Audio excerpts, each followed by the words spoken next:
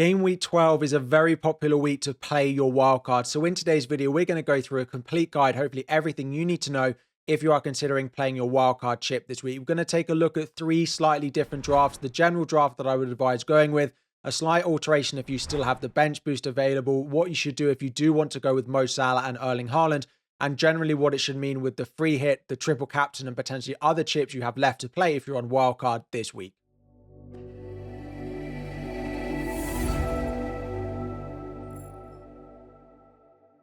What is up, everyone? FPL Harry here. Before we dive in, 2,000 likes is the aim to subscribe if you are new around here.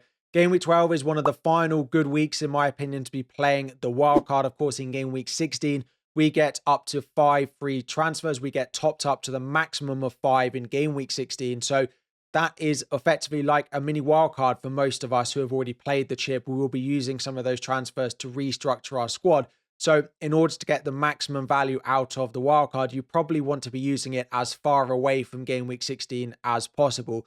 We're going to look at a couple of things. We've got the fixture difficulty rating up on the FPL website here. We're also going to be using a bit of the Fantasy Football Scout members area.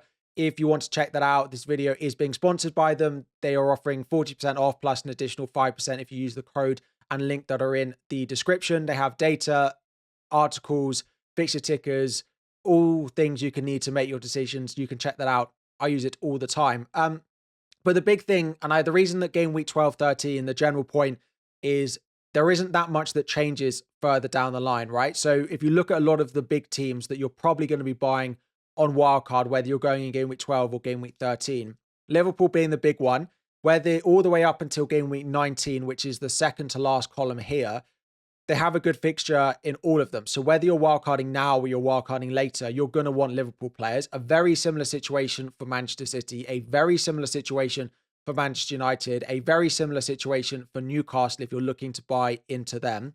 Where else could you look to go? Crystal Palace. Again, there's no real period for someone like a Mateta. You're going to look to change that. Chelsea, it does get a little bit worse once you get towards 17, 18. So if you were on wildcard in game week 16, you might not want any Chelsea. But to be honest, if you're on wildcard this week, there's probably not many Chelsea players that actually go in.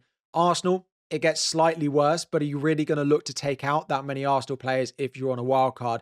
There isn't that much of a change later down the line if you're looking to save it. Now, that doesn't mean if you've got the wildcard now and you like your team that you should play it. It's just if you're in a position where you're so uncertain, should I play it this week or should I save it for a few weeks further down the line? The team is likely to look reasonably similar, maybe a couple of changes here or there, depending on who's in form.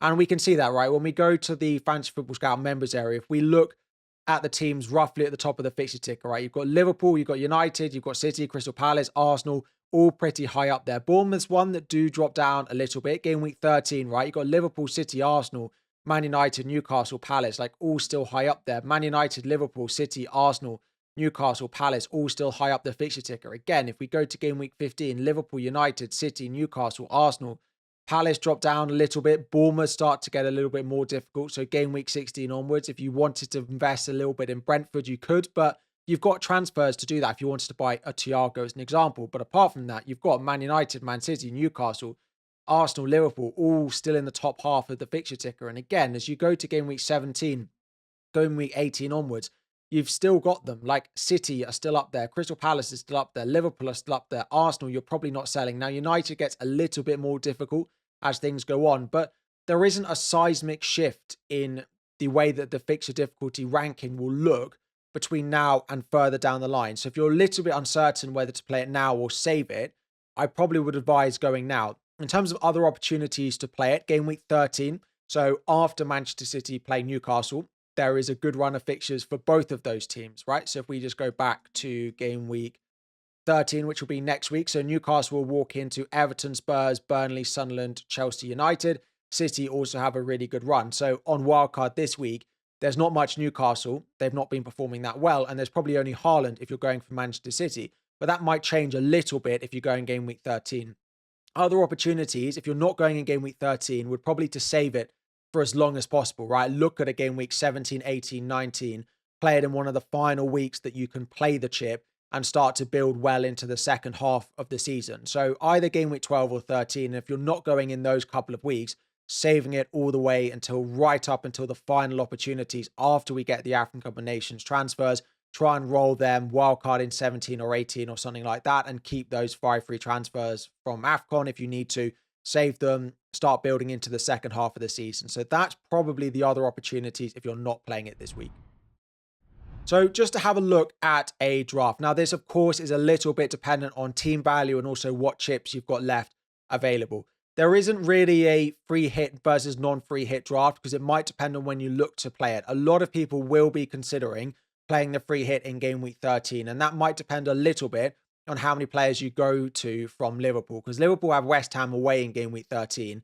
So if you don't want to play your free hit there, you're probably more inclined to buy some of the other players like a Szoboszlai, potentially punt on a Salah, like a Van Dijk, and not play your free hit in 13. But if you're going with lots of Crystal Palace, you're going with lots of Arsenal, you're going with maybe some Man United playing against Crystal Palace, maybe if you're going with some Chelsea playing against Arsenal, game week 13 looks good for a free hit. And also if you're going without Thiago as an example and you're playing a 3-5-2 on your wildcard, again, Thiago's next few fixtures are not as great, but he has Burnley at home in game week 13, which will also have a bit of a knock-on impact potentially about when you play the free hit. But the general draft looks something like this. Now, I've gone Verbruggen in goal. He's 4.4. If you have good team value, Petrovic slightly more expensive or Sanchez up to 4.8, I would prefer over Verbruggen, but I tried to keep him as a cheap option. Their long-term fixtures are not bad. Back-to-back clean sheets, which is not something we've seen a lot from Brighton, so I don't mind him as a nice cheap option. You could, of course, also go with David Raya in goal, drop Calafiori down to a really cheap defender and rotate that cheap defender with Richards. This is all also a possibility depending on which draft or how much team value you've got. Into defense, Gabriel, Calafiori and Van Dijk. I think if you are on wildcard, you do go Van Dijk. You could go to Konate if you don't have that much money, but I would be going with the Liverpool defender. Richards is the cheap option on the bench. I like him long term, and with that back three, I don't think it's worth buying a Lacroix, buying a Munoz if they're just going to sit on your bench most weeks. Now, if you wanted to change squad structure, play a 4-3-3 or a 4-4-2 as an example, then yes, upgrading Richards to someone else might be worthwhile. But Richards is that perfect sort of fourth defender in a back three formation. We've gone with Bijol at Leeds as the 3.9. Either him or Twanzebe I'd probably put in because they're your fifth defenders. They're not going to get on the pitch, but they do seem to be first choice for both Burnley if you go with Twanzebe or Bijol if you go with the Leeds defender. The cheap option in midfield we've gone with is Devaney.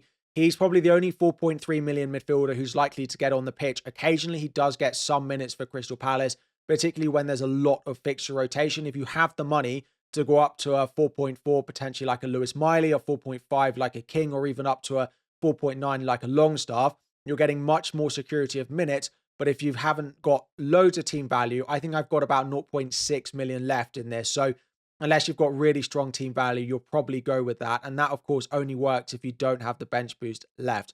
Elsewhere midfield, we have gone with Saka. Again, you could opt for Declan Rice in this to spend a bit of money elsewhere, but I have gone with him and I've gone with Brian and Burmo. Semenyo has kept his place and we've gone with Minte. The Brighton fixtures, just like going with Verbruggen, are really nice for quite a long period of time.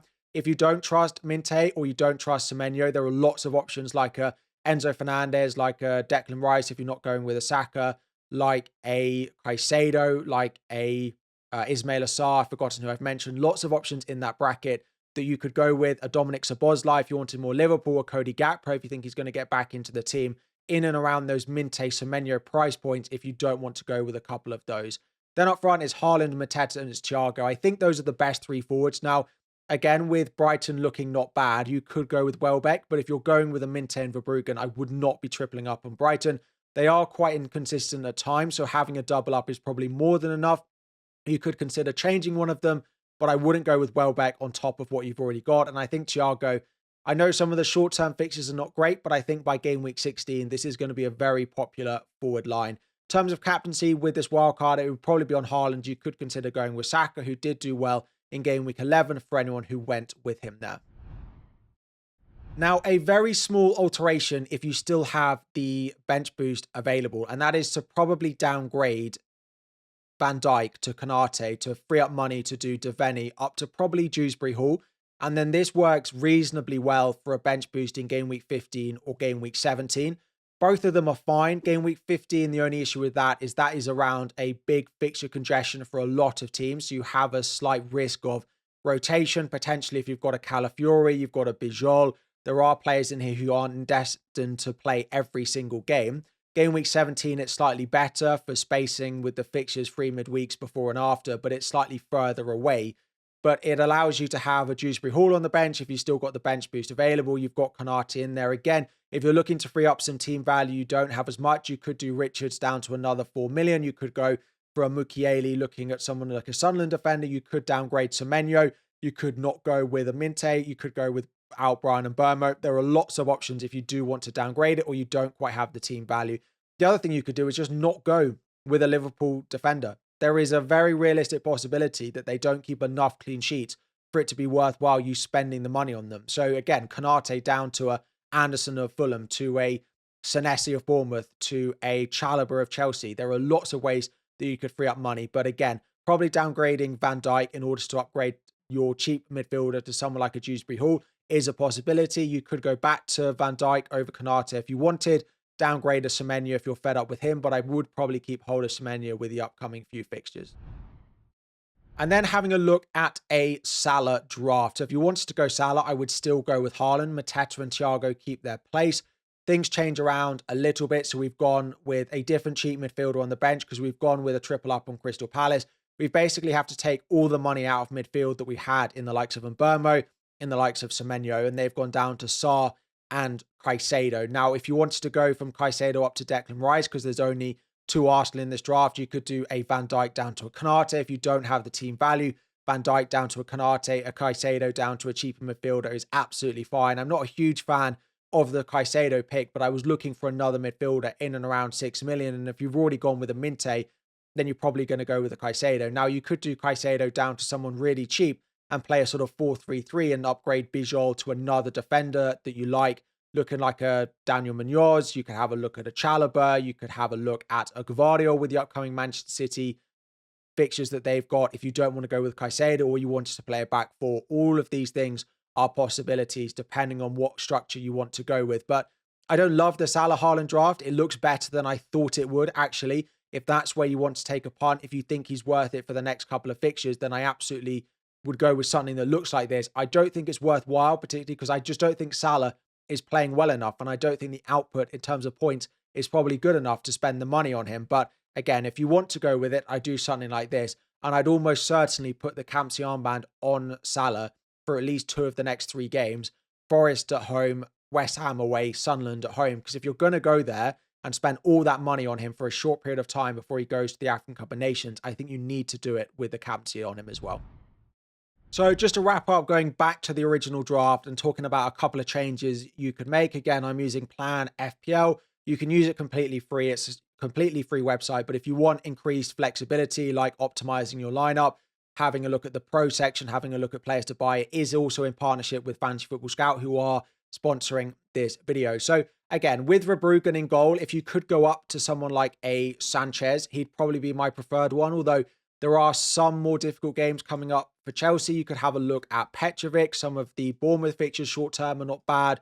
You can also have a look at potentially going with Kelleher, although their short-term fixtures are not great. So we have gone with Verbruggen. Again, if you wanted to go David Raya and didn't go Calafiori, you got 5.2, right? So I could just go and put Senesi back in here. And that's another way to do it. If you've got a decent enough team value, do something like that. Play Raya every week and have Senesi rotating with Richards. Again, a very realistic possibility. But let's put Calafiori in there just because I like his attacking threat. And I don't think Verbruggen has been too bad for the value you are paying for him.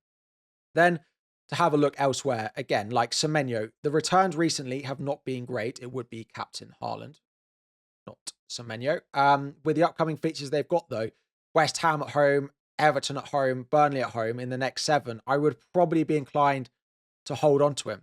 But if you wanted to go for a Liverpool midfielder, right? If you wanted to go for a Gakpo, if you wanted to go for a Dominic Szoboszlai, they could all come in this position if you wanted to. Again, if you wanted to not go with Thiago, now I know that's probably not that popular after the recent result, but you could do Szoboszlai in your midfield and you could go with Guiu up front.